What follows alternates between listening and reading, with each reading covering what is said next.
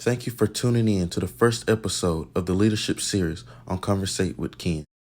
Joining me today is Mr. Evan Lee, a natural-born multi-hyphen skilled polymath and classically trained vocalist.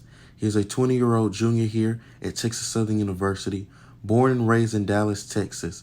He is also active in many organizations at Texas Southern University, including the university's Program Council of Performing Arts Committee, University Players, and most notably recognized for his campus involvement as a 7th Mr. Residential Life and Housing. Thank you for joining in, and now let's begin the interview. Welcome back to today's podcast. We're going to be talking about leadership and community with no other than Mr. Evan Lee. I want all of y'all to welcome him as he comes on the show. Everybody give him a good God bless you.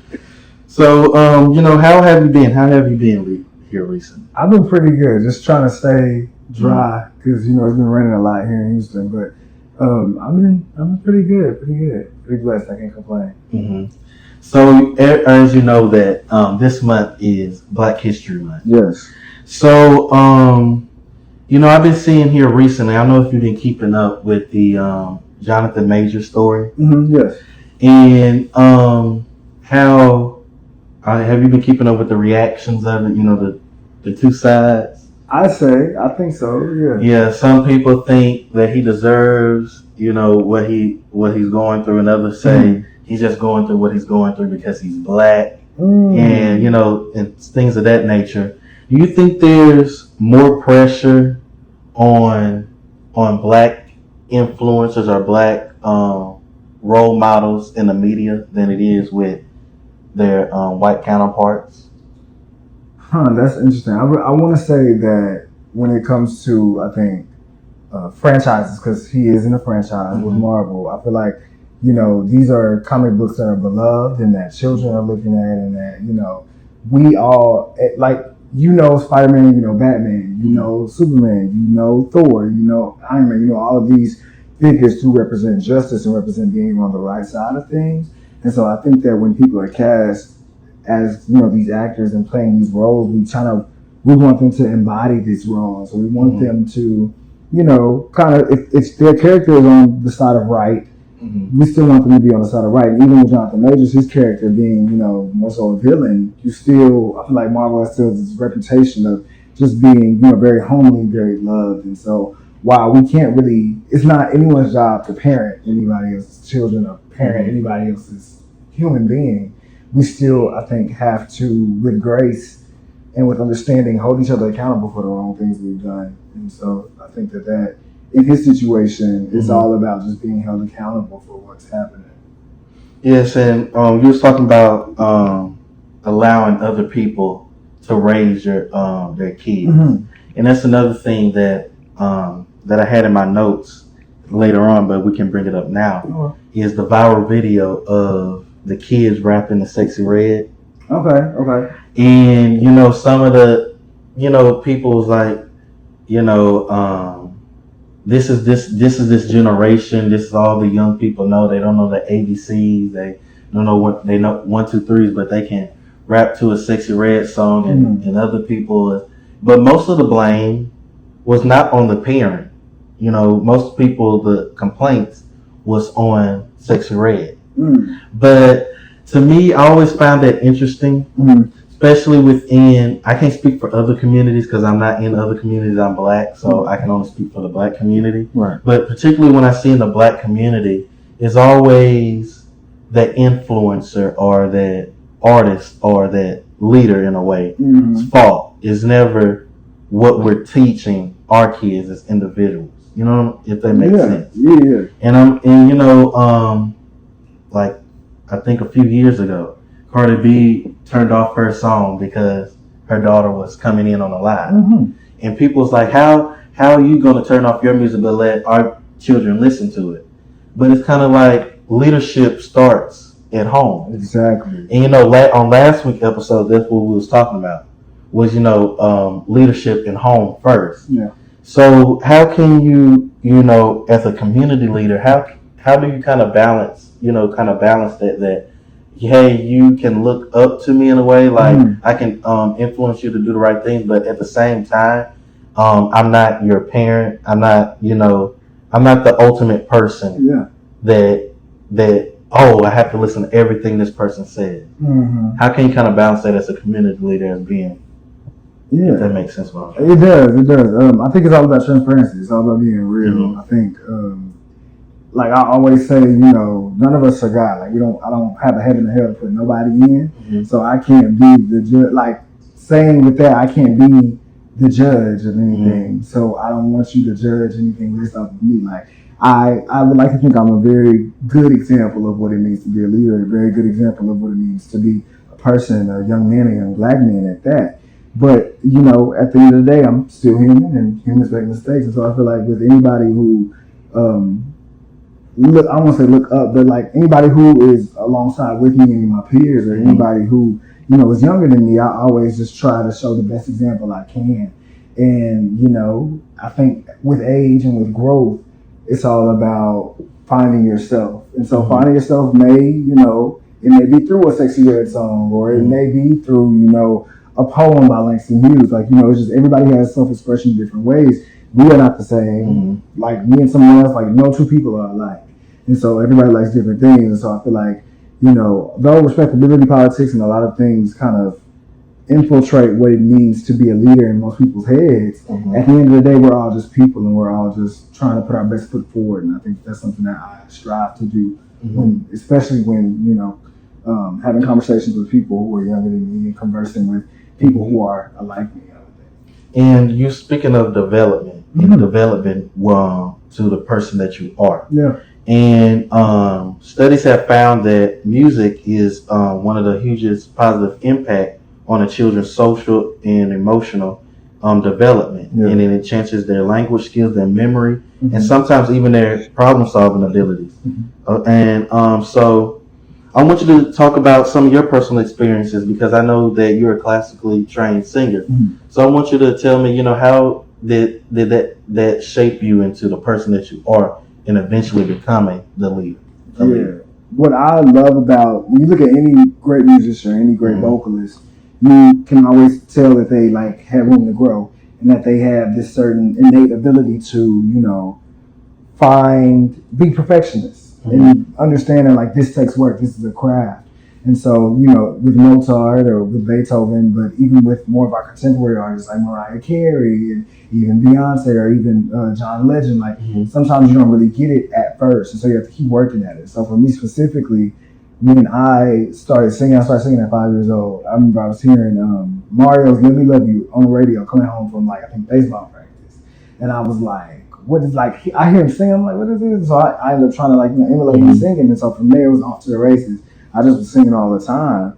And so throughout the years, I think my development has been in just wanting to, have a level of professionalism while I sing and looking at other people. Even to this day, there's times where I rewatch all of my performances like crazy because I want to know, how can I do this better? What did everybody What did everybody react to? What was everybody so hyped about? And so, trying to recreate these moments and trying to kind of make sure that when I'm singing and when I'm performing, that it's all not only cohesive but expressive and that it communicates something to somebody. And so through music, especially through singing, I feel like it's taught me how to work and just how to be a better worker, a better person when it comes to being a leader in that space. So you also was the president of your high school choir department. So did that kind of influence, your community involvement? Because I know my choir in high school, we did a lot of things like singing at nursing homes and doing clothing drives and things of that such. And it really allowed me, to be in touch with the community around you and allowing that, making sure that that we all have different gifts and all of our gifts can be attributes in helping the community. So being president of that, did it kind of help you with interacting with other people? For sure. I feel like being a leader in anything, because when you're president, you're a leader. Being a leader in anything, you're dealing with a whole lot of personalities. So it's all about, making sure with these personalities that, the ones that you gel with and the ones that you don't necessarily gel with off rip, that you are still supporting them and still being there for them in the best way possible. I always say, as a leader, you are like, whether you're a leader or a manager at like, Kmart, whether you're any type of manager like a music business, you are believing in a brand. You're believing in this one solid group, this one solid core foundation. And your belief is that, this is what we're holding at the precipice of what we're doing. And so it's all about trying to enhance that and using what we have as talents collectively to bring that to this brand. And so with the choir specifically with Duncanville, I was, brought on as a president. And as that president, my main focus was, in every aspect, in every way, how can I uplift the Duncanville High School Choir Department? And how can I, use these gifts that we all have and use these moments that we create, like you said, going to the community. And one time we sung at Chick-fil-A, and like there was other times where we do like tours where we sing around all of the schools in the district. And so, it's all just about how can we uplift, but how can we also enrich ourselves and become better. And so I think that, like, especially with that experience, that's what I was feeling. And it's something that has stuck with me for the rest of my life. I always say, that being a part of the Duncanville High School Choir Department changed my life for the better. And so everything that I do now is a reflection of that. I became classically trained there. I, was taking lessons there. And so it put me onto a whole new level of game and what it means to be a leader and be a singer. Okay. And so you also went into musical theater and acting. So what kind of shifted, to you to that path? Musical theater is the first letter of music. The first word in musical theater is musical. And so I've always grown up like loving musicals. I know like we both love Dreamgirls, and so I was Dreamgirls was one of the first musicals I had ever seen, and I was in The Wiz when I was young, like as a little boy in theater with where I was going to school at the time. And so one day we were just talking, and we were like, there's a musical at Duncanville High School. There's a musical every spring semester. And so before I had been in choir, I had never really knew about it. I never really cared, to quite honestly. And so when I got in choir and when I started being around, because how the building was situated, it was, it was only one hallway separating the theater department and the choir department, and then the band department on the other side as well. And so with these hallways separated, we're always blending in with each other and always like, knowing these different people and hearing these different people. So I ended up, I think my sophomore year, I was in something called Velocity, which is like a show choir. And so that's choreography. That's learning 6-7 songs completely in your voice part with choreography. And so that was no joke. And so I think eventually my director at the time was really good friends with the theater teacher. And so she was like, hey, we're doing a musical. Y'all can sing really well. Let's do it. And so that's kind of how I got into it. And so we did a lot of like different, just kind of preparation in what it means to be an actor and what it means to act. And so I first started we did Dreamgirls. And so I ended up getting the National High School Musical Award recognition for it. So that was good. And so we did that. And then I think the biggest one, just because it was my senior year, we did Shrek. And so, like, those two experiences alone taught me a lot about musical theater and the tact that those people have. Because think about it, like, that's small scale musical theater to where, like, you're doing weekend shows. So it's like maybe 3 or 4 shows during that weekend, and you might do one in the middle of the week for, like, the school. But, people that go to Broadway, that's 8 shows a week for a year sometimes. And so, like, it just taught me, like, a different level of grit and what it means to get it as a singer and as an actor, because acting is something that I had really wanted to tap into because I'm really expressive, as you can tell, and I always loved acting and watching acting, so that was my way into learning how to act. And so from there, it's just kind of, I keep saying off to the races because that's really what it was. It was just kind of just me understanding it, learning it, and trying to master it and trying to go to what's next. And so that's how the whole musical theater thing happened. And so coming here to TSU, it's all the same thing. It's like, I am singing at these events. I am doing these things as Mr. RLH, and I'm singing, but I'm also expressing. Like singing is an expressive process, an acting process, because you have to emote that song. And so musical theater is that times 1,500. So it's just a whole lot a whole lot of, but everything, I think they all tie in together. So it's just kind of, they blended in for me. You know, and I have a similar story as well. Yes. You know, I love music ever since, you know, I was very small. And I have a very dramatic voice. Okay. You know, even when I talk, even if you get to know me and I talk, I'm very dramatic and expressive. Authoritative. Yeah. Yes, and so, you know, I love gospel music. Yeah. I love gospel music. I write gospel music as well. And that big what drew me to musical theater is that I didn't really hear my voice a lot in gospel. You know what I'm saying? Because most of the time in gospel, they always belt and high notes, and it's all about the belts and the chest voice and the and the and you know, things like that. Even though I can do that sometimes, but you know, that's not really my style. You know, I like to express and hold notes for a very long time, and you know, be dramatize each note, and every note, make sure every note has kind of a little story behind it. And I never saw that type of singing, you know. And one of the things that drew me to that was that's all what musical theater is about. For sure. You know, it's about that big personality type voice, because you have to project not only you know, you're not project, you have to project for everybody in the whole room. And you know, one of the technicians for my school, he used to I don't know, I'm going off the rails talking about something else. I'm here for the ride. But he used to always teaches us about projection. About projection. You know, don't let the mic. The mic. You're not working for the mic. The mic is working for you. For sure, it's an amplifier. Yes, and so you know, I kind of took that in kind of all aspects of my life. That you know, the mic. The mic is working for you. You're not working for the mic.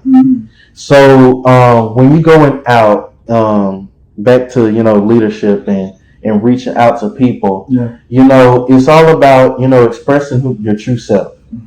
And music, that kind of helped me. It kind of helped me. I know that mic situation not as deep as I'm trying to make it out to be. No, but it works. It works. It's true. It's really true. But you know, sometimes we allow situations and things to kind of tell us what to do, instead of allowing us to step up and be the bigger man or be the bigger woman in some cases, and letting them know that, hey, I'm not letting this situation control me. You know, I'm a big enough person and I have a big enough voice to shift this situation as well. And you know, that's a big part of leadership.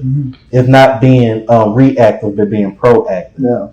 And sometimes in that proactiveness, I had to learn that is also sitting back and just being quiet. And so, have you ever had a moment where, you know, in the moment it seems like the best course of action is to hit it head on, like you're thinking that's being proactive, but you know, it's acting out of emotion. So sometimes you have to step back, if that makes sense. Have you ever been in those situations? How do you tell which situation you have to punch straight on and when to kind of sit back and like? I've been in this situation a lot, actually. I think, like I said earlier, like dealing with these different personalities with any type of leadership role, you're bound to come into some, you know, something that you may want to hit head on, or you may want to say, okay, let's resolve it right now. Me, I'm a problem solver at the end of the day. So any problem arises, I'm like, all right, let's nip it in the bud right now. But you learn that, you know, if it's underlying, like it's already been something for a long time, that you might need to sit back and observe as a leader, especially when you're coming into something that's already been made or already been kind of pre-set up. As a leader, if you go into that and you're like, okay, let's take charge, you might be missing a piece that may help you effectively change the situation, especially when it's hostile. And so I just learned that kind of time kind of is a big teller. My great grandmother always says, you know, if you be quiet long enough, you will understand what's going on without even having to say a word. And so this is something that in leadership is very, very, very true and very, very, I feel like, integral when it comes to saying, hey, I'm walking into this, I can see some mess going down, so let me just sit back and let me peek for a minute and look and see, okay, this is how this person moves, this is how this moves, this is how the situation was before I got here. So now that I'm here, let me try to, circumvent the foolishness and try to move around it. And so I think just that time element that's what really makes sure that you know when to hit on and when to not hit. For lack of better word. And going back to the Black History Month perspective. Yeah. We're both black men, as you can see. Yeah.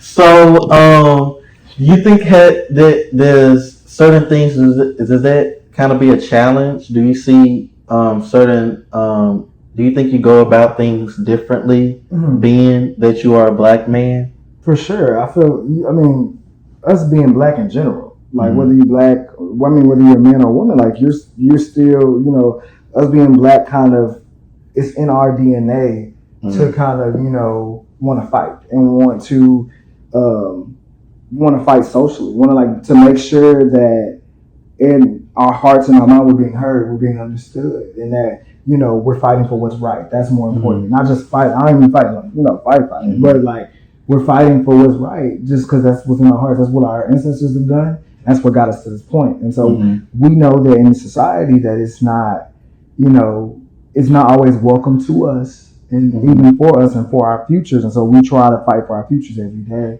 And so I feel like me as a black man, when I do certain things, I have to remember that each situation is isolated, especially as a leader. Like everything is isolated. Yes, they may correlate, but at the same time, like I try to put it into perspective like this.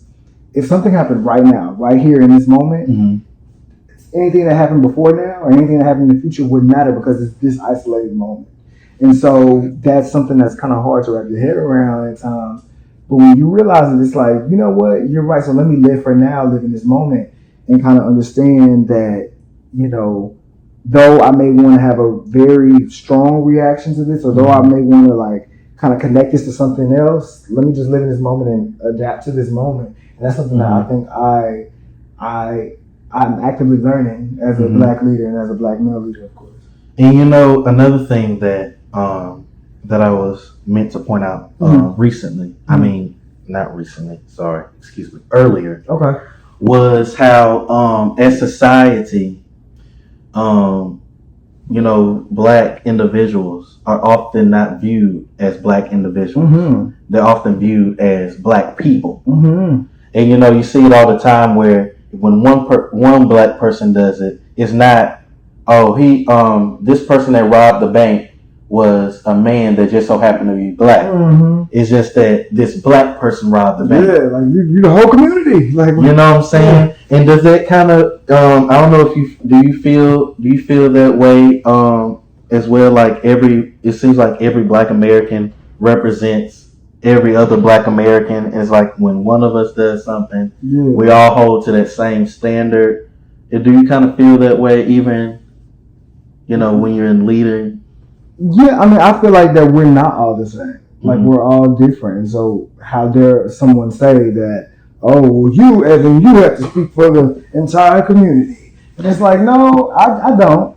While I should, of course, put on for our community and like try to represent in the best light, just because it's kind of what we were speaking to earlier, like it comes with the same role model thing. Just because one person does something doesn't mean that, we are all responsible for it. We're, we're not monolithic. We're different. Everybody's different. Everybody has their own situations. And so, like, there's no, just like there's a difference between me and you. Like, there's no black person that's alike, or exactly alike another black person. Just like there's no black person that's alike for other race or like another ethnicity. Like, there's no different. There's no concrete like, this is a type A black person. It's a type B black person. Because that's not true. And what would be individuality if we were all the same? Exactly. And that goes along with an issue that a lot of people had with singers like Whitney Houston and Diane Warren. They was white, or Janet Jackson. They're trying to cater to the white audience. They're not catering to the black audience because they don't belt and what's the term, growl like Aretha and Patty. And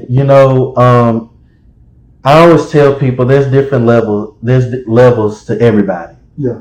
And gosh,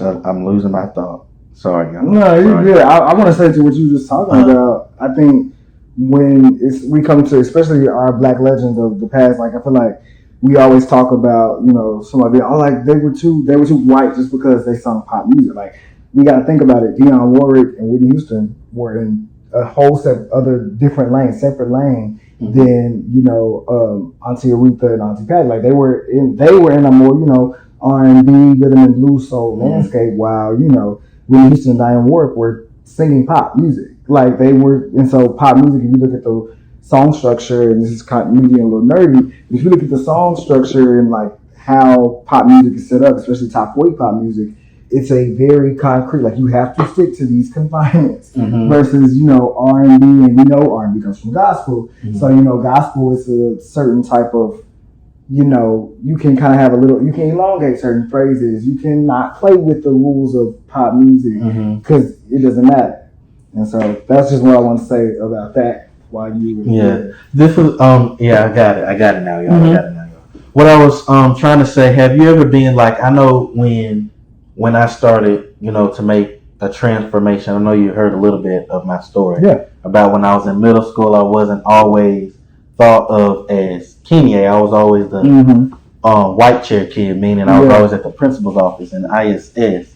Then once I start changing that and using that kind of that same energy, as people say, that same energy that I would use to get in trouble, kind of use that same part of my creativity or brain or my personality and do more positive things. And once I start getting involved in things such as student council and running for president for this club and being vice president, I also too was accused of abandoning the black students. Because most of the people in student council in these positions were white students, and they would try to accuse me of trying to please the white classmates and abandoning the black classmates. So that's what the point that I was trying to make. Have you ever felt that way, like because you were different between what the stereotype was that people question your blackness because you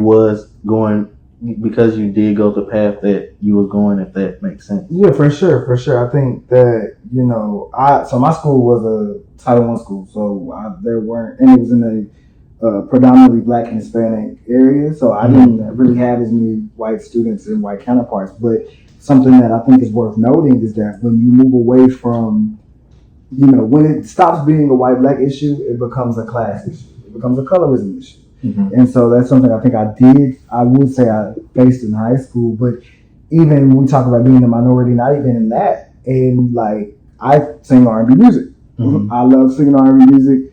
I'm a singer at that. And so, in today's society, there are a lot of rappers and there are a lot of people who, do the kind of sing-songy dance and those type of, that type of music and the, melodic rap, I'm trying to say. And so even, when I'm in classes, because when I'm in classes, I'm an entertainment recording industry management major. And so a lot of us in there are, artists and singers and rappers and entrepreneurs. There's not as many singers as there are rappers. And so there's been times where, we have showcases, we have things where they'd be like, okay, let's go around the room and see what everybody's about. It's a whole lot of rap. Then we get to me and it's a different energy. I'm like, no, let's keep that same energy we give these other artists to me as well. Just because I sing doesn't mean I'm different as an artist. I'm just, a singer. And so, but I think a way to kind of help that is just by, just putting your best foot forward, like I said earlier. Just trying to be the best you can be. And accepting everybody's uniqueness. For sure. Yeah, because to me it seems like we was talking about, me and my friend, we was talking about relationships a little bit. For last week for Valentine's Day. And one of the things that I always point out, I said it's always something. I always think something is wrong with somebody if they 100% like me. Like if they like every single thing I like, say amen to everything I say, agree with every little thing, like every little thing. Me and you have the same favorite color, same team. We sing, we like the same artist. I like this.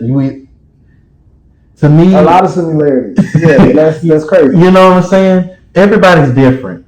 And I've said it's very rare. It's very, very rare for you to find people like that. Yeah. And most of the times, if you do find people like that, they're not really 100% authentic. You know what I'm saying? So everybody's unique. And I think part of the problem, not just black or white issue, or just for everybody in general, is that I think us as a society need to be more acceptable to people's differences, because people's differences is what makes the human race a human race. Yeah. Because without it being different people, we wouldn't have this, the things that we have today. It took people from different walks of life to have things like the lights, the light bulb, and the camera.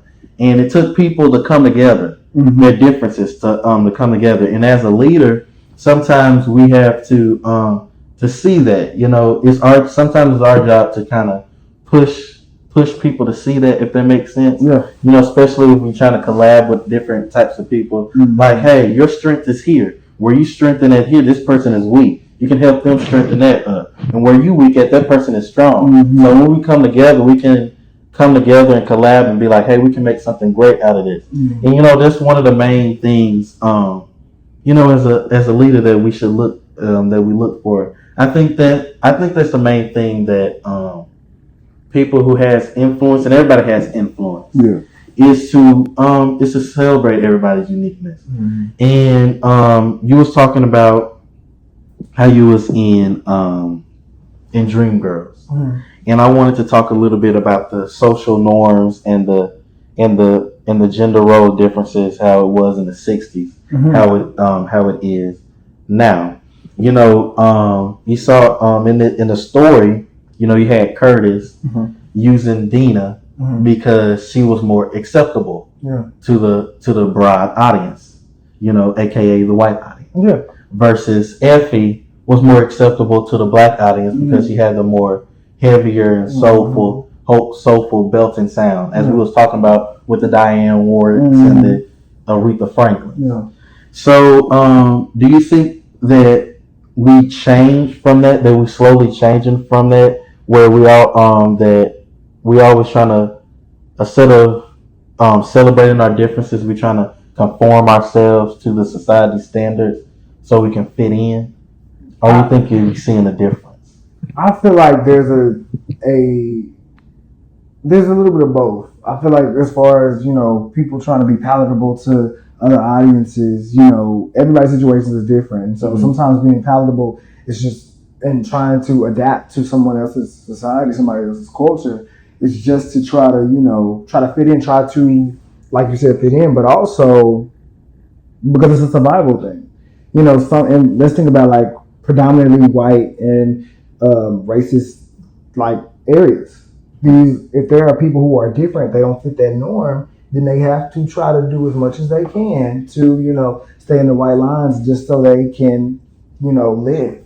And so I feel like sometimes that's why, and I feel like we still have that to this day, to where people are doing that. And even if we talk about Dreamgirls, I love that example because I always say, because I play Curtis, and the thing about Curtis is, though he's a mean character, and with any mean character, you have to kind of love them. And so I found my similarities in Curtis being, Curtis wanted to make it out.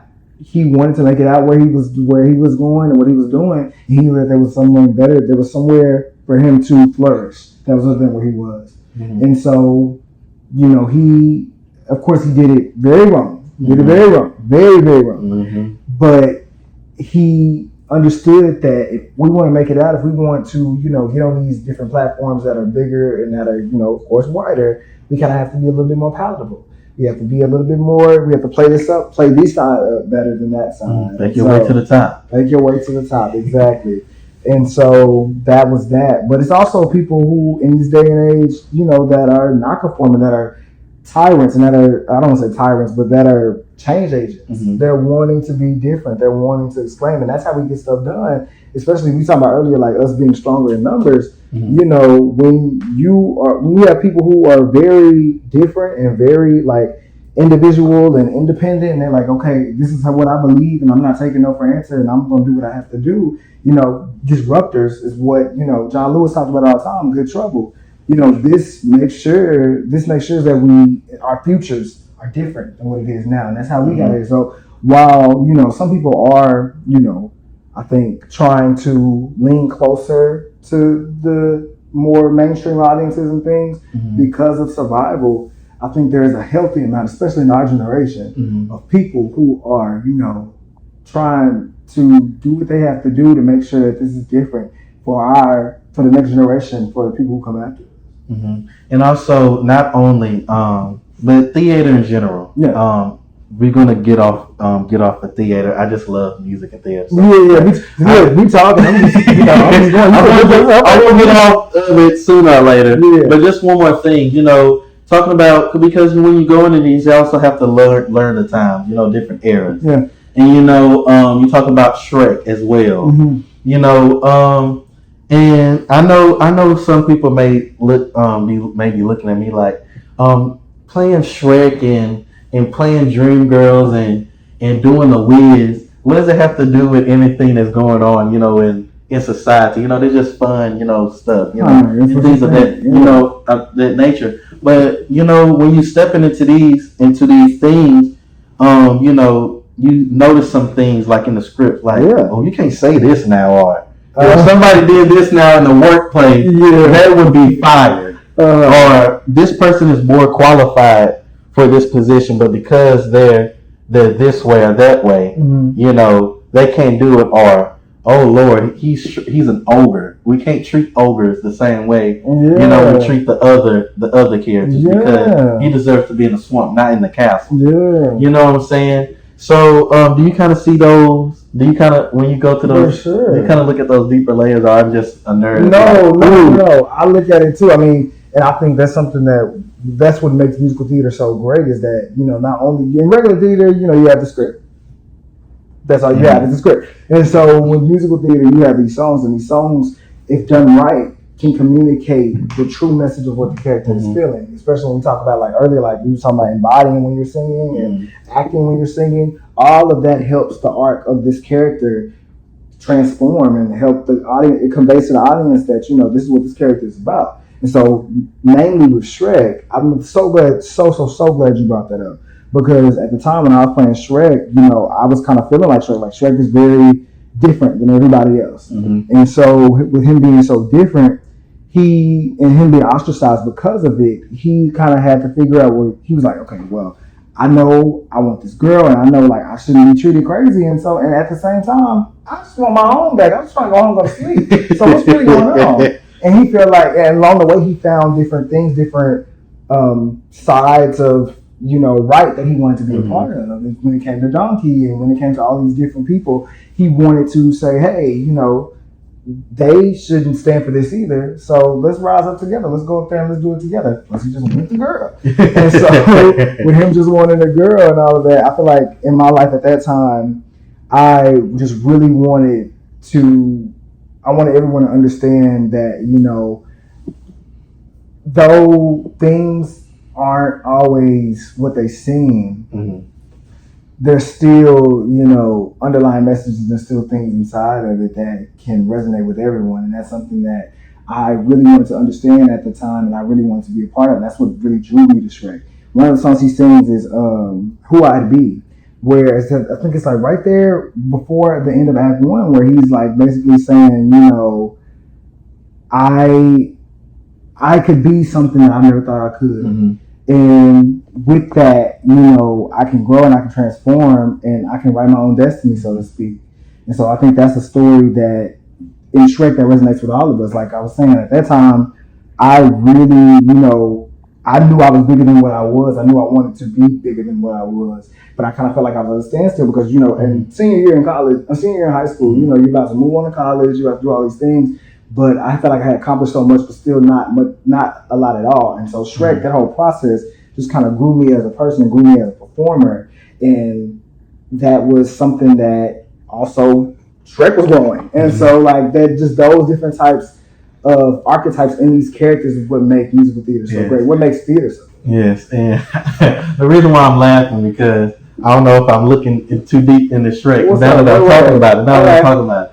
Because we're just talking about confirming to the stereotypes that are presented to us. And that's one of the things that now that you start talking about it, I noticed in Shrek. Yeah. You know, Shrek wasn't really scary or really was a monster. Right. But because society told him he was a monster, and because he supposed to be the scary thing, that's why when Donkey was coming, he was like, you can't be with me, I'm an ogre. Right. Oh, I'm going to eat you, and I'm going to beat you up. No, goodness well, Donkey was his best friend. Yeah. You know, he loved, everybody could see that he loved Donkey. Yeah. Everybody could see that Donkey loved him. But because of what was drilled into him, you know, that's kind of what he was. Yeah. You know, every time somebody came to his swamp, Lord have mercy. Swamp. Yeah. You know, he would growl and roar at him. Yeah. And then, you know, then you have those moments, especially in that song where he's like, well, am I really this monster that people say that I am? Now that I'm presented with this opportunity, can this opportunity change that? You know what I'm saying? Yeah. And you know, this also as us as individuals,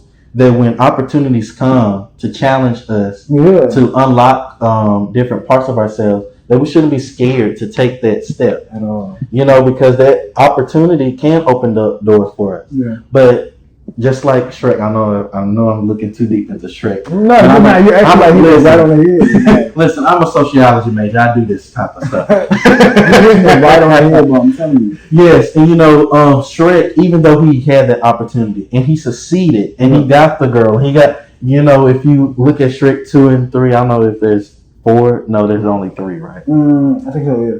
There's only 3. Right? Okay. As of now. Okay. As of now, yeah. But you know, all these remakes coming out there anyway. But yeah, you know, even though he had got all of that, he still had to overcome those stereotypes and the other things. Even though like I tell people all the time, as long as you have breath in your body, and as long as you're living, you're always going to have to fight against society pressures and fight against society expectations. But it's not about the pressures that society brings to you or the pressures that they try to press you under. It's about how you overcome it and how you look at it. Because the Shrek in the first movie wasn't the same Shrek in the second movie. Just like us, when we go into different levels in our lives, the same person that I was in middle school shouldn't be the same person that I am in college. It's not. And the same, you know, the ways that I used to handle things back then, even 2 months ago, it's not the same that I handle it right now. Right. And you know, I think that's interesting that people that's in influence or influence others, because we all leaders in one shape or form. For sure. Is not only because I think people identify or define what a leader is. They think of it as a boss, like telling other people what to do. But I think it's more than that.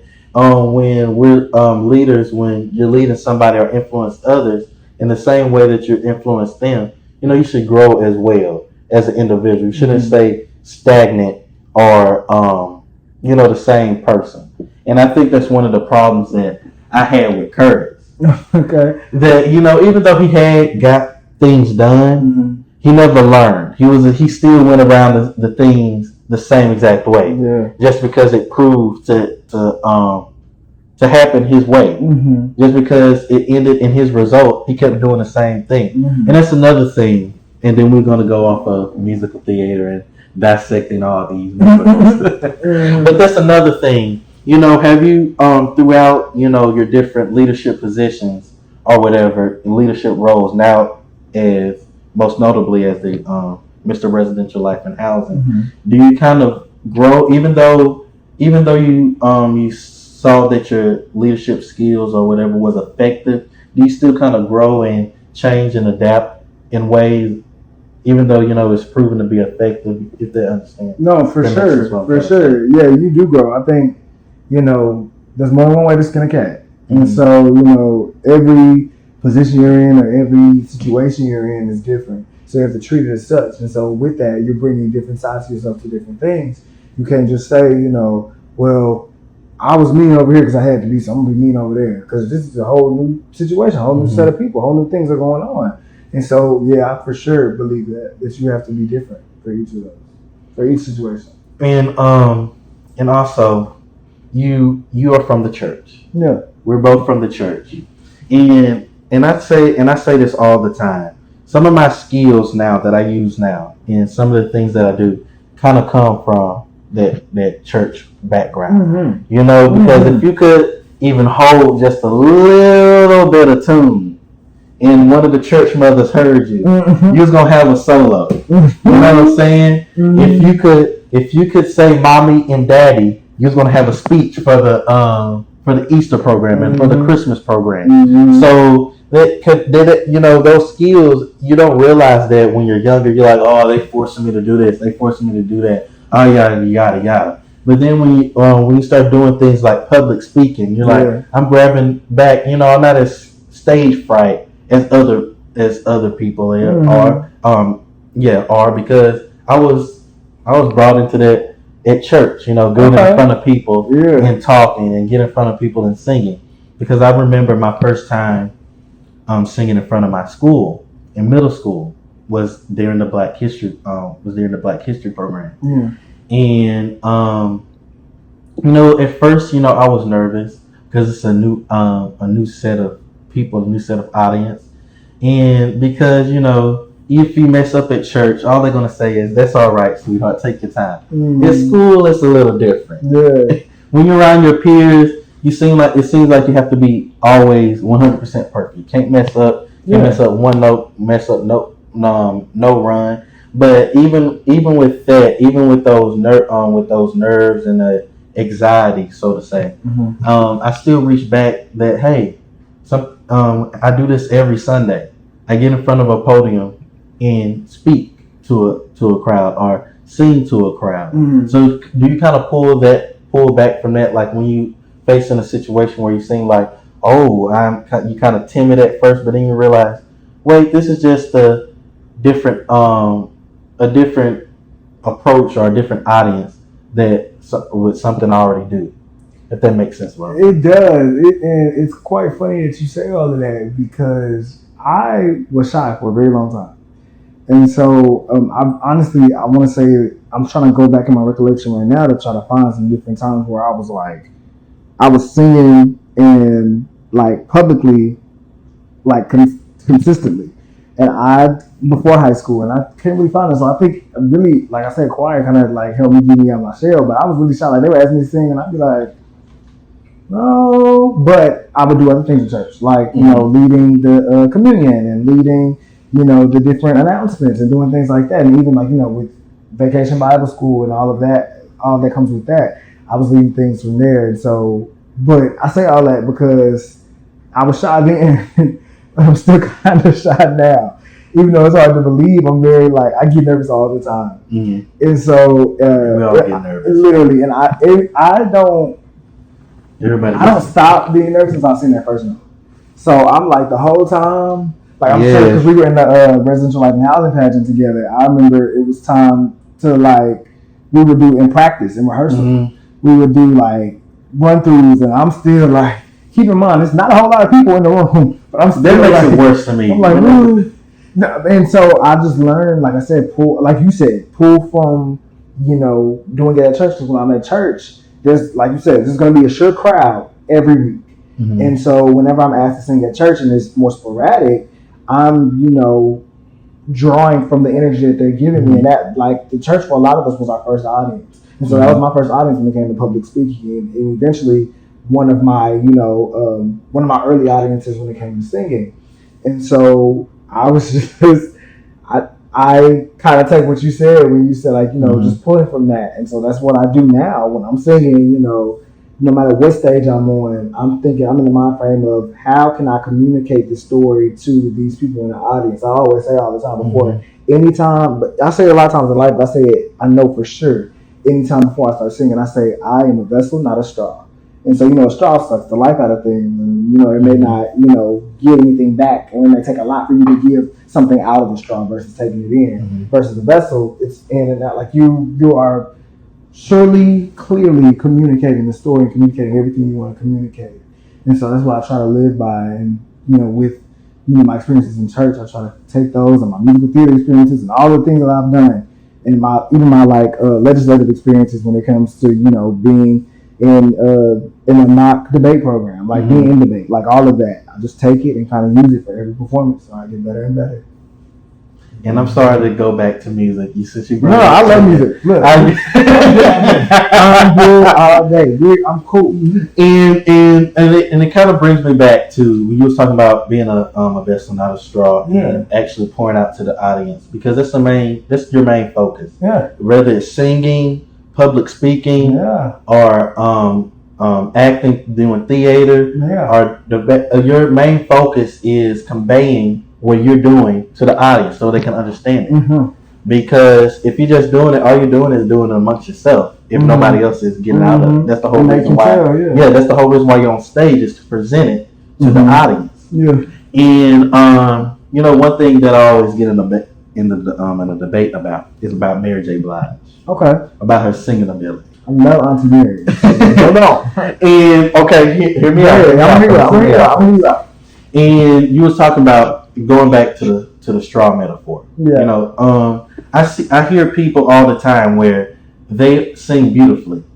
They can hit every single note. Every single note is perfect. They have perfect pitch. Mm-hmm. You can play a key on the piano and they can tell you that's a C. Or play that, they can say that's an F sharp. You know what I'm saying? And they can listen to a Kim Burrell run one time and they can do all that. But when they sing, you cannot feel nothing. It just feels like, yeah, you're good, you have all that, but you're not telling a story. You're just singing notes. You're not actually singing, as people say. Okay. There's a difference between singing and singing. Okay. And I always use Mary J. Blige as an example because she's not what you would say an A-list singer. Okay. When you think of A-list singers, you go. I think about my favorites. You got the Clark sisters, the Aretha Franklins, the Patti LaBelle, the Whitney Houstons, and all those. Okay. Yeah. And whatever. But everybody loves her songs, and everybody loves her singing. Mm-hmm. Even though it may not be the most perfect singing, they still love it. Yeah. And one of the things that why is because you can tell through her voice and the way she performs that this story resonates with her. Mm-hmm. This is a story. This is not a song. Mm-hmm. And some people sing a song. They don't sing a story. Mm-hmm. You can tell this is a story. This is not a song. When she says, "I just can't live without you, baby," you can feel it like, hey, why are you even messing around with Mary? Yeah. Like when you see these songs, like, why is this man doing this to her? Yeah. Even though it may be a make-believe story, you can feel, what they're singing. And I always bring that in every aspect, of my life. And especially because I'm not the most perfect singer as well. I always mess up or whatever. But everybody mess up every once in a while. Yeah. But I try to bring that into everything in my life as well. Is always be passionate about what you're doing. Yeah. If you're not passionate about what you're doing, you might as well not do it at all. For sure. Because you can't lead somebody or influence somebody if you first don't have the heart for it yourself. Mm-hmm. Mm-hmm. Heartless leadership brings out heartless production. Whoa. And when you put heart and passion in it, and I see it all the time. Some, when people come to speak at certain school events, seems like the ones that use the most simplest words, and they may stumble across a few words, or they, but they passionate about it. You're more acceptable to the message than somebody. It seems like they just reading off of the source or a dictionary. Yeah. You know what I'm saying? And you're kind of drawn out. So that's what I mean. It's not just music, y'all. It's not just music. That's just my first love. And I just bring all my life lessons from music. But in being passionate about it. So you being residential life and housing, Mr. Resident, you're not residential life and housing. Being Mr. Residential life and housing. Yeah. Do you try to, how do you kind of present your passion? Yeah, I always say that whenever somebody asks me, like, what do I do? Like, what do you do with Mr. Relations? I always tell them, like, at the forefront of it is advocating for and, acting with the student body. And so that's my passion right there in this position. I feel like even though, someone might say, oh, well, you're just, trying to prepare to, for another thing, or you're trying to, just kind of be an example of, what a good model student is, or you're just a student leader. It's not that. It's just trying to, like I said earlier, put my best foot forward and try to make other people feel what has happened through my life and what I've learned. And so I do try to, I try to do the best that I can when it comes to, having a passion for helping people and having a passion for just being there with people. I love, young people. I'm young, so like I love, being around people who are, the same age as me, similar ages as me. I also like learning from older people. I also like learning from younger people. And so I feel like this is a great position where I can do all three of those things simultaneously at times. And I can do it while also representing the beautiful Texas Southern University and representing, something that's so common and something that everybody there's no better place that's personable and that's home to you rather than the place that you live, your home. And so with residential life and housing, that's what we're all about. We're all about, helping, the students kind of feel safe, kind of feel acclimated to the whole college process, because this isn't easy, and sometimes we miss our real homes. And so, just kind of creating events where people can just let loose and be themselves and learn a little bit, or even when it's just, having conversations with people and just making people feel things through giving them things or participating in things. So that's all what my passion is as being Mr. RLH. Just my passion is just real life. Even if I didn't have the title, I would love to help people, and I love to be a part of something that's bigger than me. And this is way bigger than me. Like, there's going to be more Mr. Residential Life and Housing after I leave. There were more before. There were 6 more before me. So, like, this is something that isn't new. And I'm just glad that I get to be the latest edition of it and helping, this era of TSU thrive.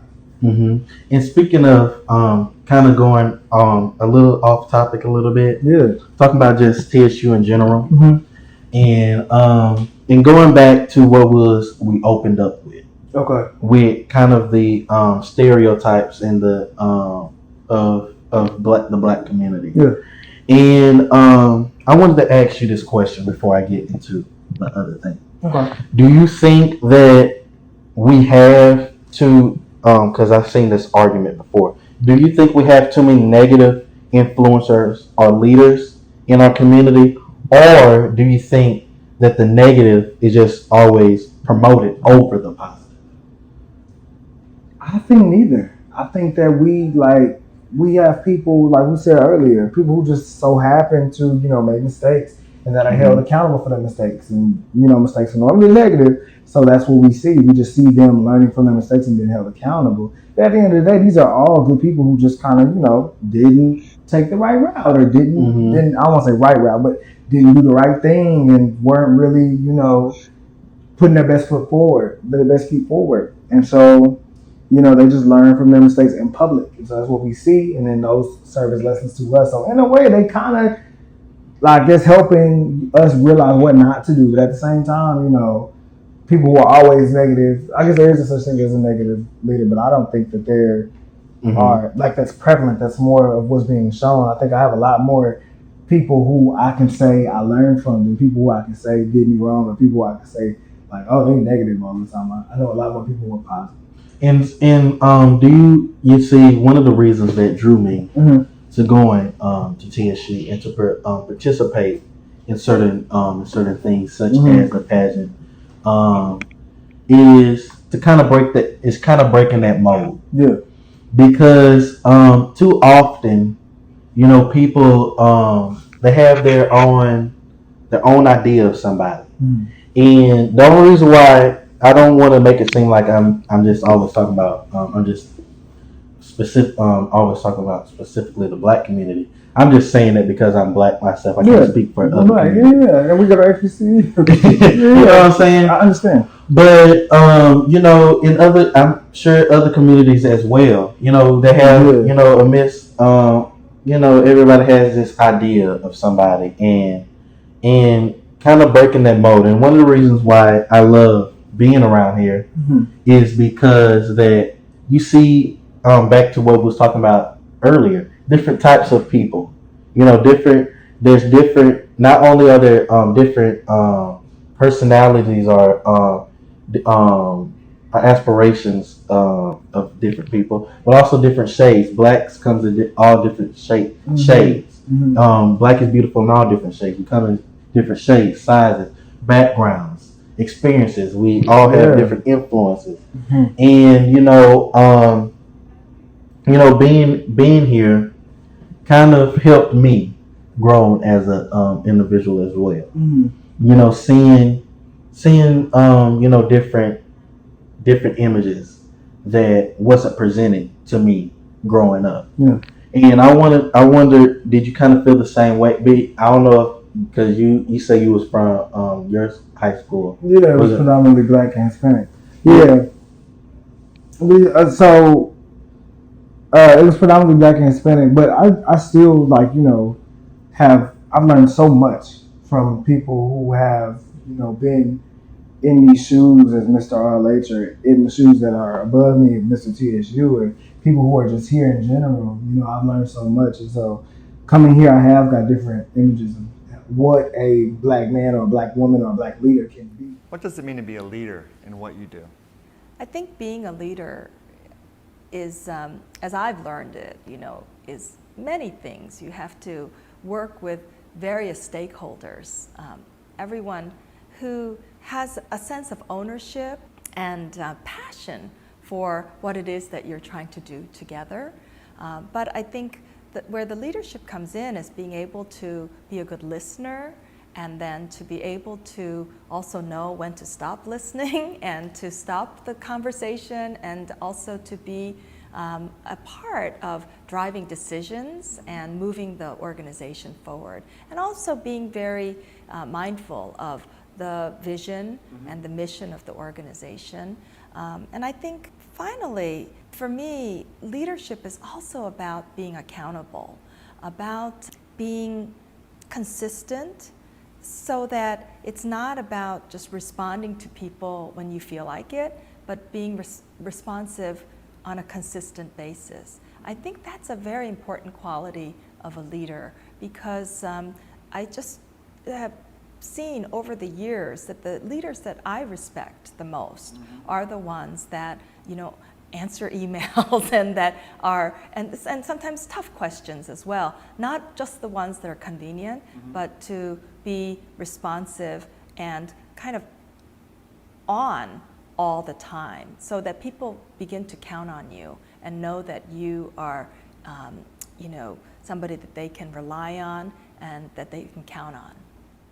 You're involved with many various organizations here at TSU, correct? So how has those experiences shaped your understanding of group dynamics and leadership? I know it's kind of redundant, but more specifically. For sure. So when it comes to, I think this is my first time on campus, and being in all these campus and activities, my first time on campus being in programs that are under programs, like with University Program Council, which is UPC. I'm in the Performing Arts Committee, and I'm also in the Community Service Committee. And so with these two committees, they're under not only the UPC umbrella, but UPC is under the SGA, Student Government Association umbrella. And so it's my first time kind of like seeing the difference in levels and how things work. And so with that, the people are different, you're dealing with different people, and from year to year, you're dealing with different administrations, different SGA administrations.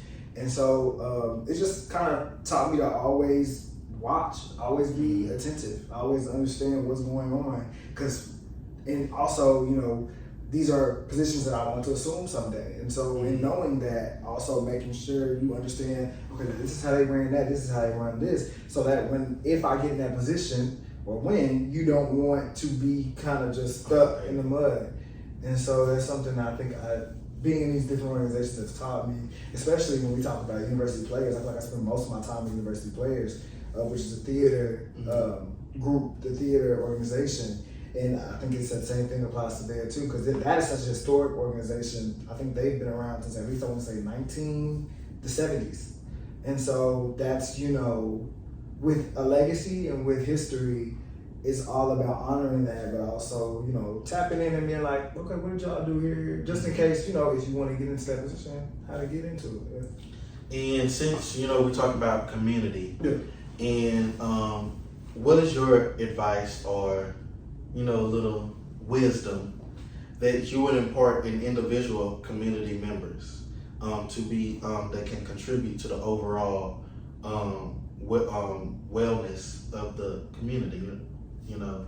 I would say that whatever you're aiming for, whatever position you're trying to go for, whatever mindset you want to be in, act as if you're already in it. To where when you're in it, so when you're acting as if you're operating as if you're already in where you're in. Let's say I want to say, I want to own 5 McDonald's by tomorrow. I need to already be thinking as if I'm owning 5 McDonald's already. That way, when I get there, it's like, everything is catching up to me, not me catching up to everything. And so I feel like that mindset is just a forward-thinking mindset, but it also helps you examine what's going on right now and kind of push forward. That's kind of what I do. I always try to, even before I was Mr. Arledge, last year, I remember that's when people told me about Mr. Residential Life and Housing and all that, what it meant. And they were saying it's a great opportunity, but I really didn't know what was going on, what was it, until it came to me. And so when it came to me, in that time before it came to me, and in that time before I passioned for it and everything, I was like, I need to operate as if I'm already doing it. So that means, putting my face out there, putting my name out there, doing the things, impacting the community in positive ways. That way, when I pop out, because we all have seen people where it's like, okay, you're obviously doing this just for the title. And I truly didn't want to do that. I wanted to be a part of something that represented the university to its fullest, to the maximum potential. And so that's just what I would say. You just need to operate in your purpose. And once you operate in your purpose, in your future purpose already, then you're solid when it comes to you, because you're already doing it. You already know what it's about. And also I wanted to add, when we're talking about community, we're not just specifically talking about, your neighborhood or your city or your district. We're talking about in every aspect. If there's more than 2 or 3, as the Bible says, it's a community. Different community. I remember during the pageant, they formed all the contestants formed a small community. You know what I'm saying? Where now Mr. Malone won't leave us alone. We love Mr. Malone. But it's all love. It's all love. And I encourage all students, to get out there. Find where you fit in. Yeah. Because there's a place for everybody here. There's a place for everybody here. And even though sometimes things don't always go as planned, you just putting your foot forward can always build relationships for the future. Like for my experience, I had an unfortunate situation happen during the time of the pageant. But that didn't, even though they may have stopped me in participating in the pageant or being Mr. Residential Life and Housing, it still didn't stop the opportunities that followed that. Yeah, I know. Because at first I was like, oh man, this happened. I couldn't control. It was a situation I couldn't control. Yeah. And I was like, I don't know if this is gonna mess me up. So I was surprised. I was kind of thankful that Mr. Malone didn't stop messing with me, because I was kind of surprised. He was like, hey, like the Thanksgiving thing. He was like, hey, we want you to come on and join us. And I was like, well, I didn't. It was shocking. It was shocking to me. It was shocking to me, and how the relationships that was formed, still was holding strong. For sure. And the only failure that what I'm trying to look for? Help me out. You only fail if you don't try. That's what I'm trying to say. There it is. Yeah. You miss 100% of the shots you don't take. Yeah. And so that's just my little rant. That's my little rant. I talk faster than I think sometimes. Me as well. That's why I'm right here with you. I'm understanding. I'm like, patient. I got it. I understand. I'm the same way. I open my mouth before I fully think of what I'm trying to say. So while I'm opening my mouth, I'm thinking. Okay. So excuse me if I'm pausing when I'm talking. But yeah, go out there. Take those chances, because you never know the relationships that you might build along the way, and those relationships last a lifetime. Because you get these positions and leadership positions. You're not gonna have this. You're not gonna be in your case, Mr. Residential Life and Housing, or Mr. Sociology, in my case, or Sociology Club president in 15 years from now. It literally not even in a year from now. You know what I'm saying? It's only one academic year. Yeah. You know what I'm saying? So that title, means nothing essentially. But what you do while you have that title, and the relationships you build, and the things that you do, the initiatives that you initiate, that's what's gonna hold on forever. Yeah. That's what 10 years from now, they're not 10 years from now, you walk at Walmart, nobody's gonna be like, that was Mr. Alex. No. But your legacy that you leave here, the things that you did at that time will always stand. For sure. And a legacy is not, a $1 million estate or a big TV production tribute on the Grammys. That's not. That can be part of a legacy, but a legacy is anything that you leave behind to inspire the next generation. Without a doubt, yeah. So make sure that you are building a legacy whenever you do. Yeah. Whatever you do, think of it as building a legacy. And I guarantee you, when you have that mindset of, I'm doing this not only for myself, but for the people that's coming behind me. And not only for the people that's coming behind me, but the people that I'm with right now. Yeah.